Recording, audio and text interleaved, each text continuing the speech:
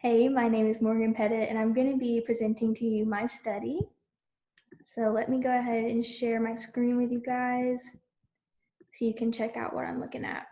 So my study is titled Help Yourself and the Environment, Sustainable Consumption and Life Satisfaction. So that is exactly what my study was looking at. I wanted to investigate the relationship between sustainable consumption and life satisfaction. So if you're unfamiliar with what sustainable consumption is, sustainable consumption refers to consuming goods and services that enhance your quality of life but reduce negative impacts on the environment. And I was really drawing on research about pro-social behavior for this. So if you don't know what pro-social behavior is, that describes behaviors that are benefiting another person.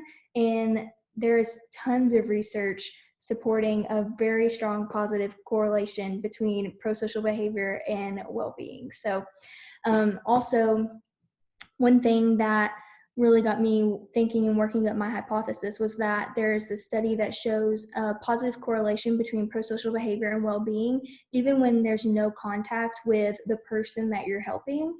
So I kind of thought, what if that's not a person that you're helping, rather the environment? Also, the study that was really the inspiration behind my own study was done in China, and they found a positive correlation between sustainable consumption and life satisfaction. My participants, I had 50 sign up on Sona Systems, and I analyzed data from 48 of those. They all range from 18 to 26. They were all university students. So I surveyed them with different assessments. So I used a satisfaction with life scale, a 5-item scale from that study that was done in China I mentioned, and that measured life satisfaction, green lifestyle intention, green purchase intention, and green purchase behavior. And then I also used a 10-item personality inventory. So if you look on the right side of my poster, you can check out the results. I actually did not find a significant correlation between green purchases and life satisfaction. You can check out the stats right here.